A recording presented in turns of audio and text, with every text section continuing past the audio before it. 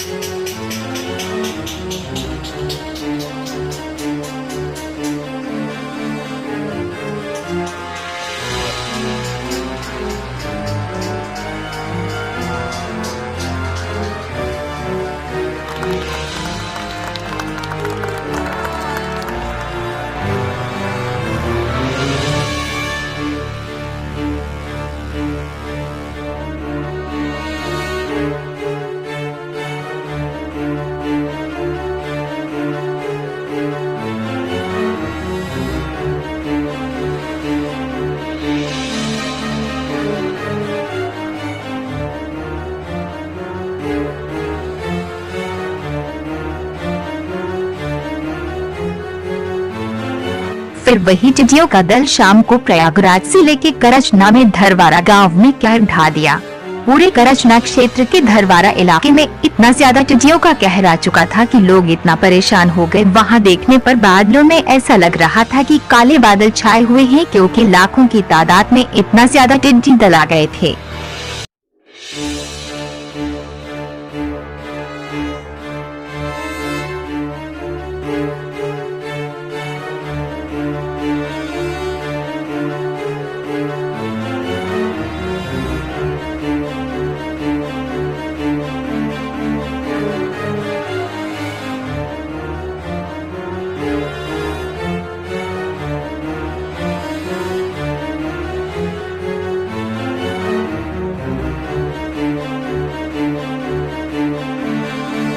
बुधवार की देर शाम टिड्डियों का दल प्रयागराज के थाना सरायात के ग्राम बिरना देवरिया इमामपुर कोडारू इलाके से प्रयागराज के गांव में पहुंचा।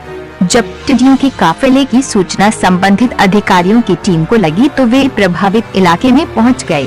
वहां टिड्डियों के बैठने से पहले ही खेतों में फायर ब्रिगेड की गाड़ियों की मदद से कीटनाशक दवाइयों का छिड़काव किया गया। केंद्र सरकार की तरफ से भी एक टीम सहित रासायनिक दवाओं की टैंकर भेजे गए थे और एहतियातन देर रात तक इनके छिड़काव का काम चलता रहा। टिड्डी कीट समूह में चलते हैं और ये एक दिन के अंदर 100 से 150 किलोमीटर का सफर तय कर लेती हैं। टिड्डी दल सामूहिक तौर पर लाखों की संख्या में झुंड बनाकर फसलों को नुकसान पहुंचाते हैं।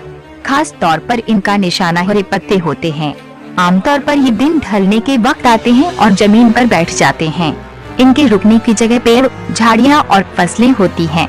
अगली सुबह वे अपना आगे का सफर शुरू करती हैं। विशेषज्ञ कहते हैं इसी वक्त इन पर दवा का छिड़काव करना चाहिए। हालांकि टिड्डियों के इस दल ने इलाके में हरी फसलों और पेड़ पौधों की हरियाली को चटकर उन्हें काफी नुकसान पहुंचाया है। जिला कृषि रक्षा अधिकारी के मुताबिक टिड्डियों को नष्ट करने के लिए फायर ब्रिगेड की 3 गाड़ियों की मदद से क्लोरपाइरीफास के रसायन का छिड़काव कराया गया है, जिससे बड़ी संख्या में टिड्डियों की मौत भी हुई है। किसानों को टिड्डियों को भगाने के लिए तेज आवाज करने की भी सलाह दी गई है। कृषि रक्षा अधिकारी के मुताबिक टिड्डियों का दल कल यमुना पार इलाके के मिर्जा और करचना के गांवों में देखा गया है। उन्होंने कहा है कि फिलहाल टिड्डियों के दल की टोंस नदी के किनारे मांडा की ओर बढ़ने की सूचना मिल रही है, जिस पर विभाग पूरी तरह से नजर बनाए हुए है। उनके मुताबिक रात में टिड्डियों का दल नहीं उड़ता है, इसलिए कृषि और राजस्व विभाग की टीमें पूरी तरह से तैयार हैं और रात में टिड्डियों को नष्ट करने के लिए फिर से रसायन का छिड़काव किया जाएगा। गौरतलब है कि टिड्डियों का दल ईरान से चलकर अफगानिस्तान और पाकिस्तान के रास्ते भारत में पहुंचा है।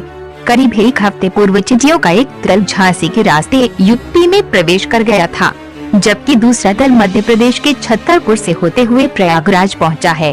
जिला कृषि रक्षा अधिकारी इंद्रजीत यादव के मुताबिक टिड्डियों का दल लाखों की संख्या में एक साथ 2 किलोमीटर तक झुंड बनाकर चलते हैं और जहां पर जाते हैं हरियाली को पूरी तरह से नष्ट कर देते हैं। उनके मुताबिक टिड्डियां अपने वजन से 3 गुना तक हरियाली आसानी से चट कर जाती हैं। जिला कृषि अधिकारी के मुताबिक पहले से ही जिले में टिड्डियों के हमले की आशंका थी, जिसको देखते हुए शंकरगढ़, मांडा, मेजा और कोरांव इलाकों में किसानों के बीच जाकर उन्हें टिड्डियों को भगाने के लिए प्रशिक्षित किया गया था।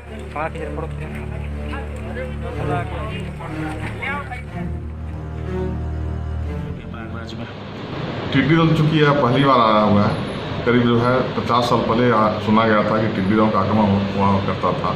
तो ये काफ़ी चैलेंजेज रहा। ये हमारे पाकिस्तान से होते हुए टिड्डी दल हमारा मध्य प्रदेश से होते हुए हमारे जनपद में एकाएक प्रवेश किया था। इसकी जानकारी हमें ना मध्य प्रदेश से मिल पाई थी, ना कहीं से मिल पाई थी। कल जो है टीम जो है करछना से होते हुए निकली है, आपका जो है सैदाबाद होते हुए बहादुरपुर ब्लॉक के कोड़ूपुर गाँव में बैठी थी। केंद्रीय टीम भी हमारी चूँकि आ चुकी है। हम अपने सारे लोग मिलकर इसको जो है ख़त्म करने का प्रयास किया जा रहा है। आज चूँकि सुबह 9:30 बजे कोड़ूपुर से हमारी जो है वो टिड्डी दल का उड़ान भरी थी, तो जनपद के पास जनपद से क्रॉस करते हुए वो अभी कौशाम्बी की तरफ जा रही है और वर्तमान में जो है कौशाम्बी और इलाहाबाद के बॉर्डर पर है।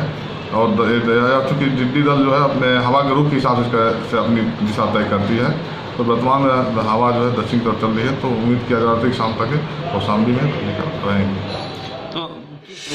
बहरहाल प्रशासन का कहना है कि तेज हवा के रुख से टिड्डी दल अब आगे कौशाम्बी की तरफ बढ़ जाएगा, लेकिन हवा उल्टी चली तो टिड्डी दल फिर मुसीबत बन सकता है, क्योंकि केंद्र सरकार की तरफ से भी दोबारा टिड्डी दल के आने की संभावना जताई गई है।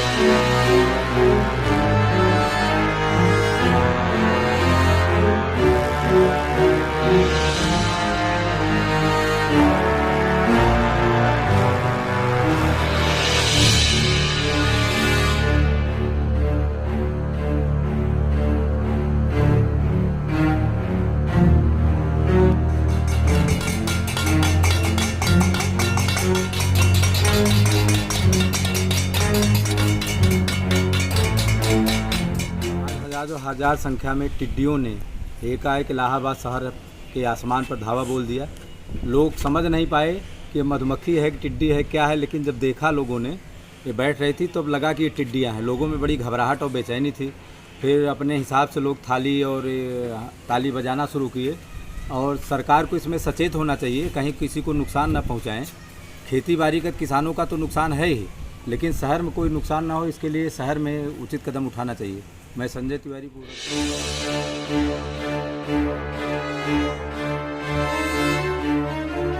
हूँ।